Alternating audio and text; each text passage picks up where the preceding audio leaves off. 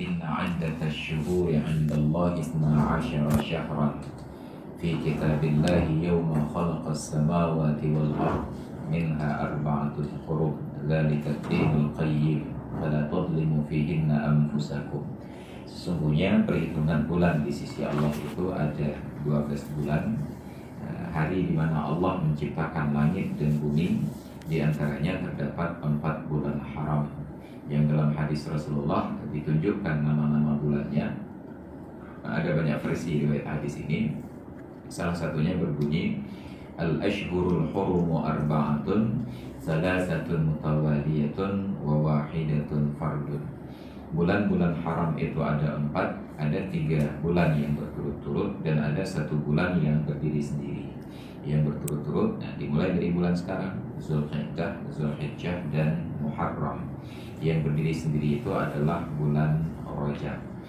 Imam Al-Ghazali dalam kitab beliau Ihya Ulumuddin mengutip salah satu fadilah terkait dengan bulan-bulan haram, bahwa beribadah dan melakukan kebaikan apapun di bulan-bulan tersebut Allah lipat gandakan pahalanya 30 kali lipat dibandingkan hari-hari yang lain selain dari bulan haram dan bulan Ramadan. Kalau beliau contohkan pada bab puasa sunat, maka berpuasa 1 hari di bulan haram, termasuklah bulan Zulhijjah di dalamnya, sama mendingannya, fadilahnya itu seperti orang yang berpuasa 30 hari pada bulan yang lain selain dari bulan haram dan bulan Ramadan. Itu salah satu fadilah. Namun disebabkan karena errornya kalkulator ibadah yang kita gunakan, tidak tersampaikannya dengan baik dakwah ke tengah-tengah masyarakat, jadilah ibadah kita tersebut menjadi kurang tepat sasaran. Kalau bahasa marketingnya, ketika giliran orang sedang kumpul rame-rame dia tutup tempat usaha, pada saat orang sedang liburan pulang kampung baru dia buka tempat usaha. Jadi ketika sedang ada pameran di Lang Padang dia belum tikar, ketika sedang sepi-sepi baru dia gelap lapak. Ini orang salah tempat namanya. Seharusnya ibadah itu diprioritaskan pada waktu-waktu fadilah. Maka para ulama zaman dahulu mereka tidak terlihat beribadah 24 jam sehari. Mereka mengintip waktu-waktu fadilah ini. Bahasa kerennya mengintip. Biasanya mengintip itu melihat dari lubang kecil. Ini enggak harus begitu, tapi diintip dengan ilmunya. Kapan waktu fadilah? Makanya terkait dengan Ramadan yang kita jelaskan pada pertemuan sebelum Ramadan yang lalu, Rasulullah tidak beribadah sepanjang bulan Ramadan. Beliau pulang ke rumah, istirahat setelah sholat Isya, tidur, kemudian baru bangun tengah-tengah malam jam 12. Sedangkan kita terbalik, jam 8 sholat Isya, sholat tarawih, kemudian ke warung kopi, jam 2 kita tidur. Padahal di waktu yang seharusnya kita beribadah malah kita tidur. Di waktu yang sepatutnya tidur malah kita beribadah. Maka ada waktu-waktu fadilah yang diceritakan oleh Rasulullah, yang dipraktekkan oleh Rasulullah, ataupun yang diajarkan oleh Rasulullah kepada kita umat Islam. Nah, terkait dengan bulan Zulqa'dah ini, kita mulai rentetannya. Ketika pada bulan Syawal yang lalu, hampir setiap hari atau minimal sebagian besar di antara hari-hari dalam sepekan kita dapat undangan untuk perbaikan gizi. Ada acara kenduri musim kawin, kenduri musim kawin gitu, di bulan tersebut. Sehingga kerepotan untuk memenuhi undangan-undangan tersebut. Ternyata di bulan Zulhijjah sangat sulit untuk mencari ataupun mendapatkan undangan kenduri. Nggak ada kenduri. Kalau ada kenduri kitanya nggak diundang, kalau diundang kitanya nggak sempat. Jadi tetap saja ada hal-hal yang berhalangan. Apa masalahnya? Ternyata pemahaman masyarakat kita seolah-olah bulan Zulhijjah itu nggak ada kebaikan sama sekali, sehingga tidak ada yang berani kawin di bulan Zulhijjah. Padahal kalaulah kawin itu kembali kepada konteks ibadah, maka sungguh melakukan ibadah itu di bulan Zulhijjah lebih tinggi fadilahnya dibandingkan mengerjakan ibadah tersebut di bulan Syawal. Nabi tidak menganjurkan kita untuk menikah di bulan Syawal, hanya memberikan contoh. Ada beberapa pernikahan, salah satunya beliau menikah dengan istri beliau Ummul Mukminin Aisyah terjadi di bulan Syawal, dan beliau juga menikahi istri beliau yang lain pada bulan Zulqa'dah, tapi tidak ada yang ikut, bahkan ada yang takut. Sehingga dalam tradisi masyarakat kita bulan ini identik disebut dengan bulan Mafid. bulan Mu'afid sedemikian khawatirnya sampai nggak ada yang berani kawin dengan pemahaman kalau kawin di bulan Mu'afid seumur hidup sampai meninggal akan Mu'afid terus. Padahal Mu'afid yang dimaksud oleh orang tua kita bahwa posisi bulan ini diapit di antara 2 bulan hari raya. Ada Syawal sebelumnya dengan Idul Fitri, ada Zulhijjah setelahnya dengan Idul Adha. Maka bulan ini diapit di tengah-tengah. Orang tua kita karena sumber nafkah mereka dari bertani dan dulunya itu panen setahun sekali, padi raya katanya, panen 6 bulan. Sulit bagi mereka membiayai hari raya 3 kali berturut-turut. Maka diselang, tidak ada pernikahan di bulan ini. Jadi tidak ada halangan. Umpamanya sekarang ada yang konsultasi Ustaz, mereka pernikahan di bulan Zulhijjah. Siapa yang melarang? Karena ada pemahaman demikian. Pemahaman itu yang harus diluruskan. Itu yang pertama. Yang kedua, di bulan Syawal yang lalu, hampir sebagian besar umat Islam, bahkan hampir seluruhnya melaksanakan puasa sunnah yang kita sebut dengan puasa sunnah Syawal. Dan jarang sekali terdengar ada yang mengajak atau berbicara terkait dengan puasa sunnah di bulan Zulhijjah. Padahal puasa sunnah di bulan Zulhijjah sebagaimana tadi kita kutip dari penjelasan Imam Al-Ghazali itu lebih besar fadilahnya dibandingkan di bulan Syawal. Cuma momentum yang dipahami oleh masyarakat, hadis terkait bulan Syawal puasanya bersambung dengan Ramadan. Dalam hadis yang sahih dinyatakan man shama Ramadan thumma atba'ahu sittan min Syawal fakana kasiyamid dahri. Barang siapa yang puasa Ramadan lalu diiringi 6 hari di bulan Syawal, maka seolah-olah dia berpuasa 1 tahun. Pemahamannya berlebih-lebihan sampai ada yang puasa 6 hari itu berturut-turut sampai nggak ada silaturahmi dan lain sebagainya. Jadi pemahaman inilah yang harus kita luruskan kembali. Kalau dalam bahasa guru-guru kita yang bijak di Arab menyatakan mafahim yajibu ayyusahha, pemahaman-pemahaman yang wajib diluruskan kembali. Dan ternyata meluruskan pemahaman yang keliru itu lebih sulit dibandingkan mengajarkan pemahaman yang baru. Kenapa? Tantangannya adalah dari guru-guru kita yang sudah mapan. Jadi ketika kita coba luruskan malah kitanya yang diluruskan, adanya beda karu. Jadi ini yang sulitnya. Jadi seolah-olah kalau sudah begitu ya begitu-begitu saja. Dalam bahasa politik disebut status quo. Alah kamu nak kebatu namanya. Dan terlihatlah seolah-olah kita tidak taat kalau di awal Syawal itu tidak berpuasa. Ini kewajiban yang harus diluruskan. Kemudian yang ketiga, bahwa di bulan Zulhijjah ini sebagian besar dari warga kita yang akan menunaikan ibadah haji keberangkatannya terjadi di bulan Zulhijjah. Jadi kalau dulu tidak ada kenduri, sekarang sudah marak pula kenduri di bulan Zulhijjah. Ada banyak kenduri keberangkatan haji. Saya dalam 2 minggu berturut-turut ini nggak akan siang di rumah karena ada acara pesijik haji terus-terusan yang termasuk tadi terjebak dengan Prof dan juga Pak Ketua baru pulang pesijik haji di kantor beliau dahulu di BSM. Dia enak juga kalau ada yang naik haji tiap hari. Saya berdoa mudah-mudahan sepanjang tahun ada yang naik haji. Kenapa? Melihat kepada nisbah kendurinya itu.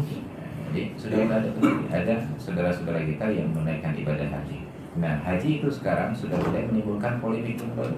Polemik padahal perkara yang terjadi sudah berlangsung lama, tapi ributnya baru sekarang. Kenapa ribut? Karena katanya Jokowi arahkan supaya dana haji tersebut diarahkan untuk pembangunan infrastruktur. Kemudian ketika kita ribut-ribut menolak, tiba-tiba keluar pendapat dari Majelis Ulama Indonesia yang menyatakan sah-sah saja dana haji dialihkan untuk infrastruktur. Ini bukan persoalan sah tidak sah, ini persoalan rasa. Jadi sehingga saya sering katakan dalam pengajian, dana yang kita simpan di bank itu adalah titipan, wadiah, titipan. Kita nggak mau tahu dikemanakan dana tersebut. Yang penting ketika tiba giliran berangkat, kita sudah siap untuk berangkat dan tidak lagi bermasalah dengan dana. Masalah yang terima simpanan dana mau dipakai, mau diputar, mau dijepit, mau dibuang terserah. Itu adalah hak orang yang menerima titipan. Yang penting pada saat titipan itu diambil kembali tersedia. Dan itu sudah dipakai oleh pemerintah sejak dahulu. Lalu apa masalah dengan pemerintah sekarang? Kalaulah ibarat saya simpan mobil saya di rumah Prof Farhan, saya bilang Prof, ini saya mau berangkat ke Jakarta sekitar 1 bulan dan mobil mau saya simpan di rumah Prof. Dia bilang, oke Ustaz, saya terima simpanannya. Sebagai orang yang terima simpanan, sifatnya itu adalah amanah. Apa mana amanah? Bila tetap pada tempatnya dijaga dengan baik, tiba-tiba rusak, beliau tidak berkewajiban untuk memperbaiki. Nah, tapi bila beliau teledor kemudian dirusak oleh orang lain, beliau berkewajiban untuk memperbaiki. Jaminannya hanya sikap amanah. Masalah beliau mau pakai terserah. Beliau mau kemana saja terserah. Itu tidak menyangkut sewa menyewa, karena itu adalah wadiah, titipan, simpanan. Tiba-tiba ada tetangga beliau yang perlu kendaraan untuk sebuah kegiatan, bilang, Prof, mohon izin mau pakai kendaraan yang di rumahnya sebentar. Beliau katakan, tapi itu punya Ustaz Masrur. Nah, coba konfirmasi ke beliau, mungkin beliau izinkan. Beliau telepon langsung, Ustaz, ada tetangga saya mau pakai mobilnya, boleh nggak? Oh boleh, nggak masalah, silakan pakai. Besok datang tanggal lain, Ustaz, ini ada lagi yang mau pakai mobilnya, silakan pakai saja. Tiba-tiba datanglah tetangga saya ke Profesor Farhan, Prof, saya mau pakai mobil Ustaz Masrur sementara, ada kebutuhan. Beliau telepon saya, Ustaz, ini ada tetangga Anda yang telepon saya mau pinjam mobil sebentar, boleh nggak? Oh, yo, tetangga lainnya be. Ya kayak kena aja buat. Ya kayak kena aja buat. Ini persoalan rasa, bukan persoalan boleh tidak boleh. Karena yang terima dana bukan mereka. Yang terima dana adalah lembaga keuangannya. Silahkan siapapun boleh pakai dana tersebut karena ada izin dari pemilik, sebab kita tidak tersinggung batinnya. Nah sekarang ulama-ulama kita dikriminalisasi, umat Islam ditindas, ajaran kita dihina, tiba-tiba uang kita dipakai. Siapa yang senang? Nah ini yang jadi masalah. Bukan persoalan legal tidak legal, ini persoalan senang tidak senang. Maka kita tidak salahkan Ketua MUI karena beliau berbicara dalam kapasitas hukum, tetapi sebagai umat Islam kita merasa tersinggung ketika kita disakiti, tiba-tiba milik kita dicoba untuk kuasai. Maka dalam hal ini saya tidak tersinggung sama sekali. Kenapa? Karena saya tidak tabung dana haji. Jadi tidak ada uang saya yang pakai. Nah, makanya saya selalu katakan kalau masalah haji kita tidak wajib untuk setor BPIH untuk bisa berangkat. Kewajiban kita hanya mempersiapkan biaya untuk berangkat. Cuma ada yang menggugat, kalau nggak pernah disetor, nomor antrinya nggak pernah maju. Jadi ada satu pemahaman yang keliru dan itu menyangkut dengan akidah. Seolah-olah bagi orang sekarang berangkat haji itu kewenangan Jokowi. Kalau pemerintah katakan berangkat, kalau tidak. Padahal berangkat haji itu adalah kewenangan Allah Ta'ala. Panggilan Allah bukan panggilan pemerintah. Kalau Allah sudah takdirkan berangkat, seketika berangkat. Bila Allah tidak takdirkan, walaupun miliaran uang Anda simpan di bank, tidak akan pernah bisa berangkat. Maka yang harus kita tanamkan adalah keyakinannya. Dan satu yang paling penting, kalau sudah mampu menjadi wajib. Dan kalau sudah wajib, itu masuk ke dalam ancaman yang sangat halus tetapi berat. Apa kata Allah? Walillahi 'alan nasi hajjul baiti man istata'a ilaihi sabila. Hak Allah Ta'ala, kewajiban atas manusia untuk menunaikan ibadah haji ke tempatnya. Siapa? Man istata'a ilaihi sabila, orang-orang yang mampu menempuh perjalanan ke sana. Ya, itu hak Allah Ta'ala. Kalau kita tidak mau bagaimana? Diancam oleh Allah. Wa man kafara, barang siapa yang kufur, yang tidak mau mematuhi kewajiban ini, apa ancamannya? Fa innallaha ghaniyyun 'anil 'alamin, maka sesungguhnya Allah itu maha kaya dari segala alam. Kira-kira bernada ancaman atau tidak? Tidak ada nada ancamannya sama sekali. Kenapa? Karena tidak diperlukan nada, hanya perlu ancaman. Tidak bernada ancaman sama sekali. Itu baru terlihat ancamannya kalau saya analogikan dalam bentuk yang lain. Profesor Farhan datang ke saya, atau sebaliknya saya datang ke beliau, Prof, karena saya tahu beliau punya uang, Prof, saya mengutang uang 1 juta. Saya tahu beliau punya kemampuan untuk mengutangkan ke saya. Tiba-tiba beliau berkelit, mau saya ada kemahnya mahal apa? Saya tahu beliau punya uang, tapi berkelit, mau kemah, saya mahal apa? Orang yang terlalu vulgar ancamannya akan katakan menyahanan utang ke nebrek di malam. Artinya beliau hanya perlu jaga-jaga untuk malam besok sudah aman insyaallah. Nebrek di malam. Itu kalau ancamannya vulgar, menyahanan utang nebrek di malam. Tapi saya tidak mengancam begitu. Begitu beliau berkelit, mau saya kemahnya hanapen. Karena saya tahu beliau punya kapasitas untuk mengutangkan, tapi menolak untuk mengutangkan dengan alasan yang dibuat-buat. Saya jawab, begini Prof, kita hidup itu bukan sehari 2 hari, bukan hari ini dan besok saja. Kita masih panjang ke depannya. Mungkin sekarang Prof yang mudah rezeki, ke depannya berganti saya yang mudah rezeki. Saya hanya bilang begitu saja. Tidak terasa sebagai ancaman, hanya informasi saja. Mungkin sekarang ada yang kaya, besok saya yang kaya. Tapi apa terjadi? Ketika hal itu terjadi, beliau sedang butuh dana, datang ke saya. Ustaz, saya mau utang uang 1 juta. Saya ingat ancaman yang lalu. Begitu beliau ajukan proposal, Ustaz, saya mau utang uang 1 juta. Tidak, saya tolak. Langsung saya masuk ke dalam, saya buka berangkas saya keluarkan semua uang saya. 1 miliar saya tumpuk di atas dia. Prof, ini uang saya 1 miliar. Semua orang di Banda Aceh ini boleh berutang kecuali Anda. Siapapun boleh berutang kecuali Anda. Itu sangat menyakitkan. Kenapa? Kalau beliau berkelit tadi, saya tidak terlalu sakit. Saya tahu beliau punya, tapi beliau tidak perlihatkan wujud uang. Itu lagi maaf, Ustaznya anak peng. Beliau berkelit. Tapi ketika beliau giliran minta ke saya tunjukkan semua kekayaan saya. Ini uang saya 1 miliar. Siapapun di oleh kali ini boleh berutang kecuali Anda. Itu sangat menyakitkan. Nah, maka banyak orang-orang yang dalam kemampuannya untuk menunaikan ibadah haji tapi enggan, menolak, berkelit dan lain sebagainya, berdalih. Apa yang terjadi? Allah tunjukkan kekayaannya kepada orang tersebut dan berada dalam miliknya, tapi dia tidak bisa menikmatinya. Dia kaya, rumahnya besar, tapi tinggalnya bukan di rumah besar, tapi di rumah sakit. Ranjangnya besar, tapi di ranjang rumah sakit. Mobilnya besar, tapi hanya naik ambulan. Dia punya pabrik gula, tapi nggak boleh pakai gula.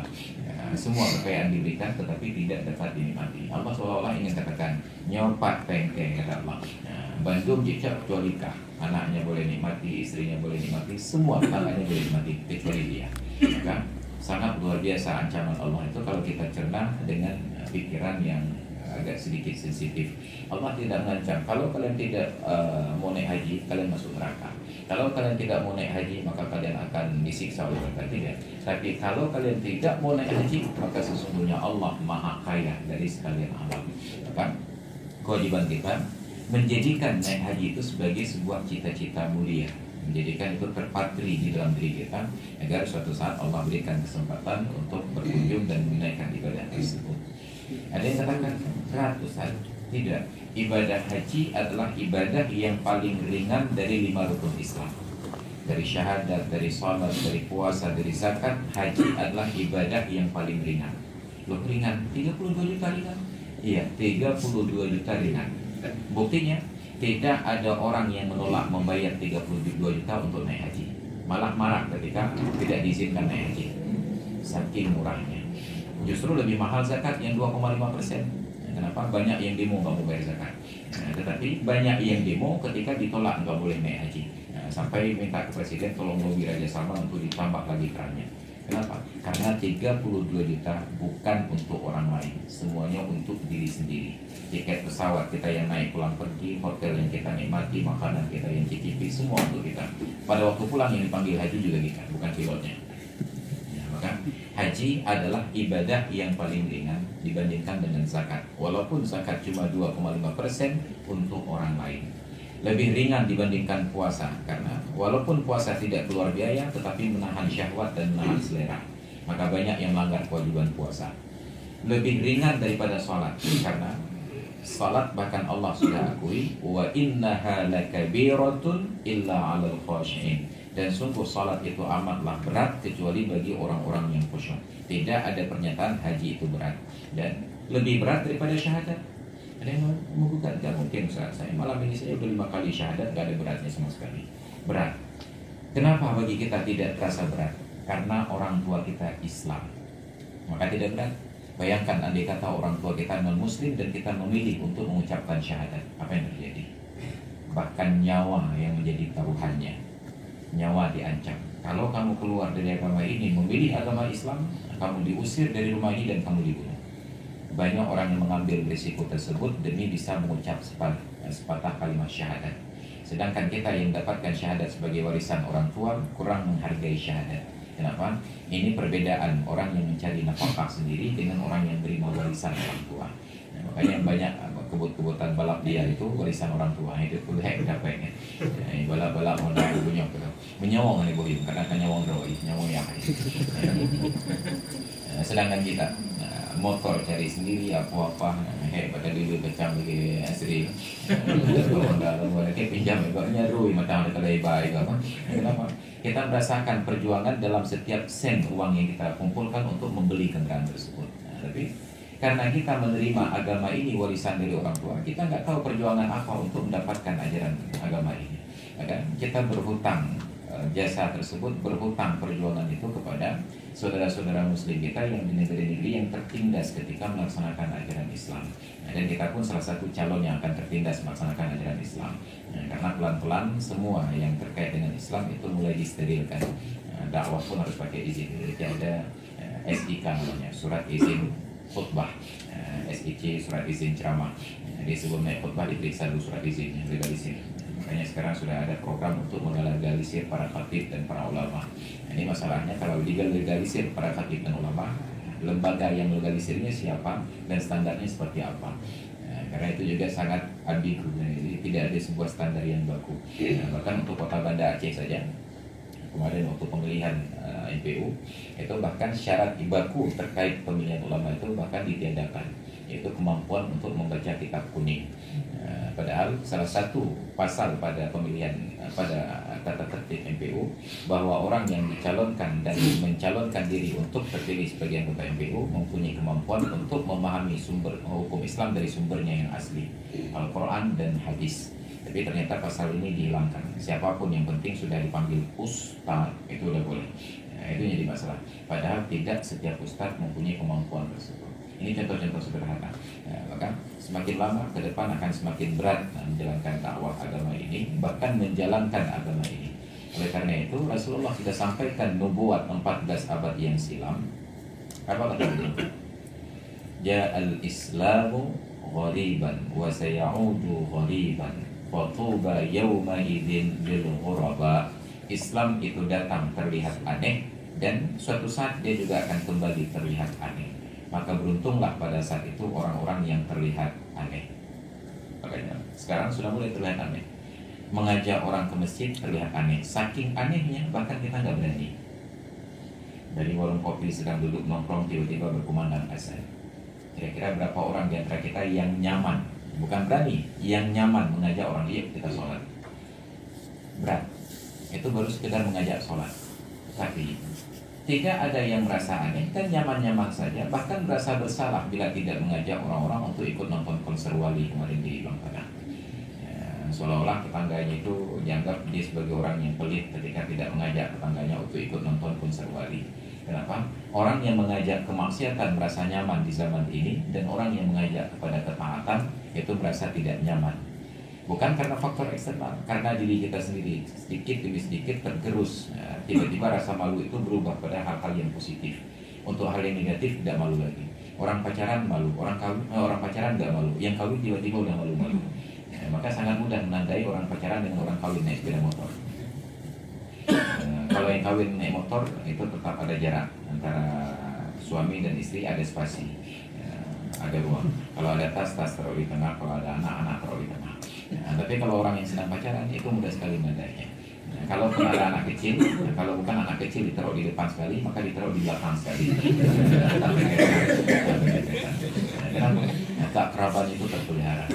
Jadi itu menunjukkan bahwa orang yang melakukan yang benar mulai malu-malu, kemudian yang melakukan yang salah tidak lagi malu-malu. Maka dalam posisi saya sangat sulit untuk menunjukkan kemesraan dengan istri. Dan dianjurkan, katanya bagi orang laki-laki, pahalanya i'tikaf di masjid itu tergantikan dengan mengajak istri jalan-jalan. Saya mau i'tikaf sambil jalan-jalan, tapi bingung cari lokasinya. Jadi terpaksa berkamuflase, pakai baju kaos oblong, t-shirt, kemudian rambutnya dibelah tengah, pakai kacamata hitam juga. Tiba-tiba dia kena ustaz, dia nong gulung-gulung nih, kalau ustaz yang biru nih katanya. Ustaz itu manusia juga ingin sekali-kali menunjukkan kemesraan. Jadi kemesraan ini jangan cepat berlalu. Belum kali kau Tuhan itu tidak boleh lagi bermesraan. Jadi ini menunjukkan kepada kita bahwa seiring perjalanan waktu, orang-orang semakin tidak nyaman dengan ketaatan, merasa nyaman apabila melakukan kemaksiatan. Dan itu tantangan untuk kita sekarang. Bagaimana menjadikan berbuat taat itu terasa nyaman bagi diri kita. Itu yang nubuat disampaikan oleh Rasulullah SAW sejak dari 14 abad yang silam. Ja'al Islamu ghariban wa sayaudu ghariban fatuba yawma idzin lil ghuraba. Islam datang dalam keadaan aneh dan akan kembali dalam keadaan aneh, maka beruntunglah pada akhir zaman orang-orang yang terlihat aneh. Maka kita pelihara semangat tersebut. Alhamdulillah terbentuk komunitas-komunitas seperti ini, jadi saling mengingatkan, saling mendukung.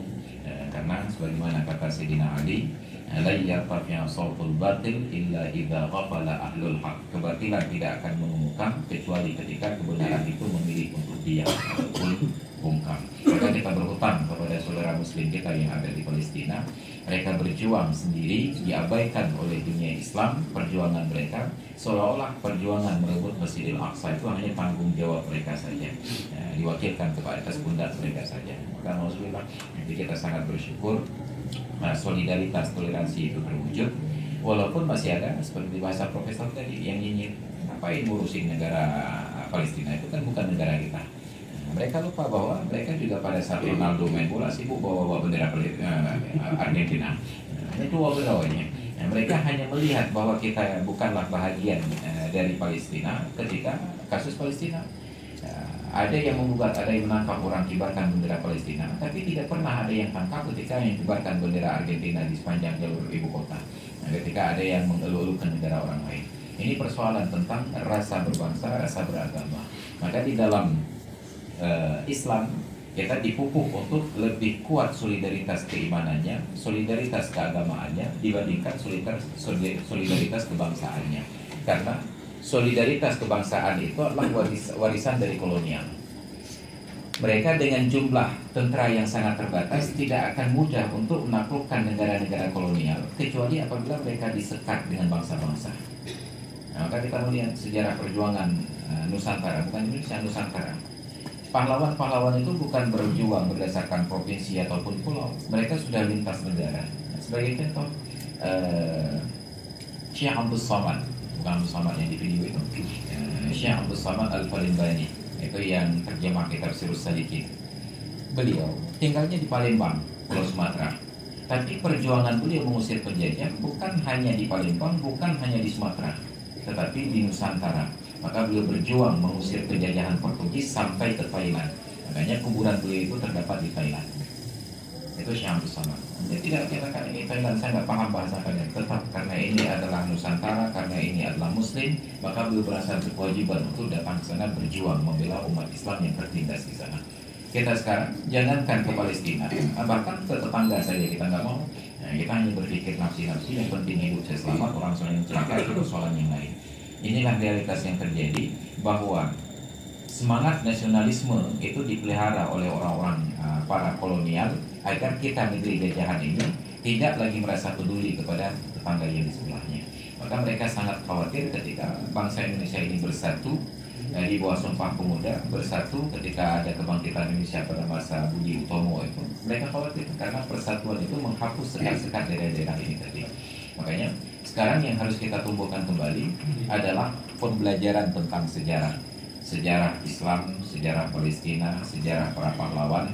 Karena terus terang saja sebagai umat Islam, bahkan sebagai orang yang tinggal di Aceh, ada dua hal yang luput di negeri ini. Yang pertama, sejarah Islam tidak terlalu dipentingkan. Bahkan yang kedua, sejarah Aceh itu hampir tidak pernah hidup sama sekali. Nah, barulah jejak-jejak sejarah Aceh itu dikaji dalam 10 tahun terakhir, terwujudnya ada organisasi Mapesa, masyarakat pencinta sejarah Aceh. Nah, digalilah bekas-bekas sejarah. Makanya aneh kalau di Aceh ada orang yang tidak tahu ada Raja Aceh. Sekarang tiba-tiba semuanya mengaku raja di Aceh. Odinangro jadi Raja Aceh, Gubernur jadi Raja Aceh, terus Baluci jadi Raja Aceh. Jadi itu yang jadi masalah kita. Kenapa? Karena sejarahnya itu tidak pernah digali.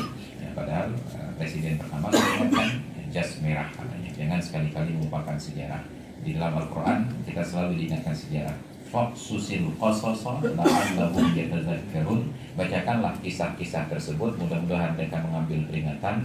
Kemudian dalam ayat yang lain, waqtu alaihim naba ibni Adam, dan seterusnya, bacakan kepada mereka sejarah anak Adam. Semuanya itu jelaskan tentang pentingnya sejarah. Kenapa? Karena kehidupan adalah pengulangan sejarah. Maka meminjam bahasa seorang guru saya, bahasa beliau agak sedikit vulgar, mohon maaf kalau agak sedikit kasar barangkali. Apa kata beliau? Kita sebagai manusia masuk ke dunia ini melewati sebuah lubang, dan kita akan keluar meninggalkan dunia ini juga melewati sebuah lubang. Satu-satunya keuntungan bila sempat secara materi yang kita bawa adalah secari kain kafan bila beruntung. Bila tidak, maka hanya badan kosong saja yang bertambah bengkak, kata beliau. Maka itu pengulangan sejarah, masuk dari sebuah lubang dan keluar melalui lubang yang sama. Apa yang akan kita kirimkan itulah bekal selama hidup, dari sejak masuk sampai kepada pulang ini. Apa yang akan kita kirimkan ke akhirat. Tapi banyak orang yang berpikir untuk mengumpulkan di dunia. Maka kita berlomba-lomba memperbesar aset-aset di dunia, padahal yang di dunia belum tentu sempat dibawa untuk akhirat. Maka luar biasa sekali ketika tadi malam sambil tidur-tiduran saya praktekkan sebuah hobi, browsing internet dan buka FB. Terlihat seorang kawan yang upload sebuah berita. Ini seorang pegiat kemanusiaan juga, sedang jalan-jalan berbelanja, tiba-tiba melihat seorang bapak-bapak yang gendong anak kecil, pemulung gendong anak kecil. Setelah selesai hajatnya, dia kembali untuk mencari bapak-bapak tersebut. Beliau temukan dan berdiskusi, kenapa memulung sambil bawa anak. Mungkin bagi kita pertanyaan bahasa bagusnya, kenapa bawa anak ketika bekerja? Karena bagi kita di zaman sekarang nggak boleh bawa anak bekerja. Anak-anak tetap bermain dan orang tua tetap bekerja. Padahal orang tua kita dahulu mewariskan pekerjaan itu melalui membantu mereka bekerja. Apa jawaban bapak ini? Beliau tidak punya istri di rumah karena istrinya sedang di rumah sakit jiwa. Istrinya sedang sakit jiwa. Ada 2 orang anak yang sudah besar tapi sedang bersekolah. Maka yang kita kagumkan, seorang pemulung pun masih memprioritaskan supaya anaknya tetap nyaman sekolah, biarlah yang kecil beliau yang urus. Maka sambil memulung tetap menggendong anaknya. Dari satu sisi kita miris melihat berita ada seorang pemulung bekerja sambil tetap gendong anak. Pada sisi yang lain lebih miris lagi, bahkan beliau sebagai pemulung tetap peduli terhadap anaknya, tetap digendong. Kita dalam posisi yang nyaman, jarang-jarang gendong anak. Mungkin sekali-kali suruh gendong nggak tahu bagaimana gaya menggendongnya. Mungkin kayak manggul golnya aja ya. Itu satu hal.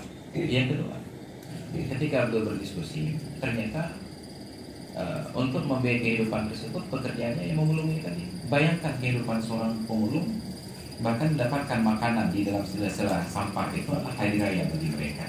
Pada saat kita kurang menghargai keberadaan kita sekarang, tiba-tiba tergerak keinginannya untuk membantu orang tersebut, diberikanlah uang. Jadi diperlihatkan di dalam fotonya itu ada sekitar 100.000 rupiah diberikan kepada anak kecil ini.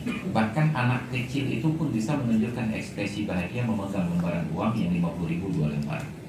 Saya melihat tayangan begitu saja sudah cukup untuk meluruhkan air mata. Kalau bukan karena malu, sekarang saya menangis juga nih. Tapi karena masih malu-malu, apa yang terjadi? Inilah tantangan bagi kita.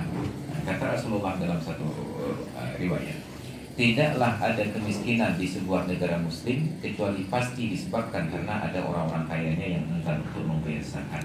Maka dalam sebuah kajian saya terkait dengan zakat, ada sebuah hadis yang memang statusnya dhaif, yang di situ berisi ancaman. Apabila ada orang kaya yang enggan untuk membayar zakat, syuttira maluhu, maka hartanya itu disita setengahnya sebagai hukuman. Tetapi itu belum pernah dilaksanakan dalam praktek nyata. Kenapa? Menjalankan makna dari hadis Nabi tadi, bahwa kemiskinan di tengah-tengah umat Islam disebabkan karena keengganan orang-orang kayanya untuk menunaikan hak-hak orang fakir dan miskin di kalangan mereka. Maka itu menjadi tantangan kita, bagaimana menjadikan saudara-saudara kita yang tertindas, apakah di Palestina, apakah di sekitar kita, dimulai dengan keprihatinan tersebut, memulai dengan hal-hal yang kecil, melatih kita untuk peduli, walaupun hanya sekedar bertanya. Kenapa? Karena pertanyaan-pertanyaan menunjukkan kepada saudara-saudara kita bahwa kita peduli. Ya, untuk mewujudkan hal-hal tersebut, saya mulailah dari hal sederhana. Saya teringat suatu hari pulang dari Sigli, ada kegiatan safari subuh, lewat Selawat ke arah kemari, dekat orang jualan-jualan kelapa muda itu, tiba-tiba di tanjakan yang lewat SPBU, saya melihat ada satu orang bapak-bapak dengan 2 orang ibu-ibu yang sedang parkir di pinggir jalan, kap mesinnya terbuka, berhenti. Saya lewat dengan istri ke arah Banda Aceh, sampai di depan terhambat oleh jalan yang sedang diperbaiki. Saya bilang ke istri, saya merasa bersalah dan berdosa kalau tidak kembali untuk menanyakan keadaan beliau. Maka saya beli, karena saya sudah dilengkapi dalam mobil itu lengkap dengan tali tambang untuk narik mobil yang mogok. Biar anak buat, biar anak pahala lain atau dari kirim ke mogok. Saya putar balik ke arah beliau. Saya pakai Pak. Ini Pak kata beliau, karena saya nggak pakai peci, pakai kacamata hitam kayak James Bond. Nampaknya iradiator tua dicek, rupanya sudah kering radiatornya. Maka jadi macam, anakku tak kamu telepon kerabat. Kebetulan kerabatnya montir itu di daerah apa namanya Indrapuri yang sedang jalan menuju tempat tersebut. Saya tahu kan kalau memang telat, biar saya terik saja, ada cerita mama, nggak apa-apa Ustaz, saya tunggu di sini. Baru beliau tahu bahwa saya Ustaz, sempat rupanya orang dari di Penanjih, Berawi. Orang Berawi, oh saya nggak pernah ceramah ngomong apa. Dari poin itu. Coba juga kayak sekarang. Padahal kita ikhlas tadi nggak mau lihat apakah kenal atau tidak kenal, yang penting menawarkan, karena itu juga hamba Allah. Karena kita pernah merasa pada posisi yang sama. Saya pulang dari Jakarta di tengah hutan di pedalaman Jambi, tiba-tiba karter mobil, oli mobil itu pecah di bawahnya. Kita ketahui buat tengah hotelnya makanan anak perumah kita anak dua kali rumah ya. Setiap mobil yang lewat bertanya saya, kenapa engkau kebahagiaan hati? Mereka solusi kenapa aku? Ini Pak, olinya pecah. Agak ulah kabar ya. Sama-sama. Yang penting ada orang bertanya saja, itu syukurnya luar biasa bahwa orang peduli. Kita terlihat tidak sedang mengamalkan ilmu Prabon. Tapi setiap orang lewat itu saja. Jadi di perkampungan yang terdekat ada rumah-rumah, dan itu bukan warga muslim di Kelaman Jambi. Di mana ada bengkel terdekat, ditunjuklah mungkin ada sekitar 10 kilo. Bayangkan kalau mobil jazz ditarik pakai truk dengan jalan yang berbatu-batu begitu 10 kilo. Ini kalau ada yang perlu hotelnya. Ini dalam keadaan hampir putus asa. Bolehlah saya amalkan doa-doa yang alternatif. Memang kita cepat berdoa kalau sudah kepepet. Yang bina doa tidak penutup. Akhirnya keluarlah ilmu soalnya yang ahli teknik. Dulu saya pernah nonton serialnya Megaphone. Jadi saya coba meneliti apa masalahnya. Saya coba masukkan kepala ke bawah kap mesin. Ternyata kepala saya besar, mobilnya rendah, nggak masuk kepala saya. Coba akhirnya kayak resiko besar kepala. Pada saat itulah tiba-tiba ada yang terkata, Pak, kenapa nggak dimajukan ke depan itu? Ternyata ada dibuat bak beton untuk mobil bisa dicuci di atasnya. Baru terlihat, menekan di meja dah lemah ya. Tiba-tiba terlihat, saya dorong mobil itu, terlihatlah faktornya. Keluar ilmu McGiver. Saya pesan abang ipar saya, bang coba naik mobil ke depan, beli oli apa saja. Saya kayak pulau oli, berangkat oli di Cikabe. Terlihatlah kaleng bekas Red Bull itu apa namanya, minuman bekas. Saya pesan untuk beli lem 2 ton. Mulailah berjalan ilmunya. Hanya dengan doa-doa saja alhamdulillah selamat sampai kemarin. Maka ada prinsip-prinsip dasar. Ketika kita merasa pernah berada pada posisi yang sama, kita bisa merasakan keadaan orang lain. Itu satu hal. Maka bertanya, melihat keadaan orang di sekitar, itu adalah kewajiban kita menunjukkan bahwa kita peduli. Maka kalau tidak mampu membantu lebih banyak, janganlah mengganggu orang-orang yang mampu untuk membantu. Maka kita sangat sayangkan ketika solidaritas itu dibangun, kita ada penggalang dana dan lain sebagainya, tiba-tiba ada yang mencibir, mencemooh, dan bahasanya nyinyir. Aku ya urusan berapa, kedua orang depan. Jadi tolong orang-orang yang demikian kita jadikan sebagai musuh bersama untuk memberikan shock terapi. Ini orang-orang yang merusak keseimbangan alam. Kenapa? Karena kata Rasulullah dalam satu hadis, Innallaha fi 'aunil 'abdi ma dama al-'abdu fi 'auni akhihi. Allah senantiasa menolong seorang hamba selama hamba tersebut bersedia menolong saudaranya. Maka kalau kita ingin ditolong oleh Allah, tolonglah hamba Allah yang lain.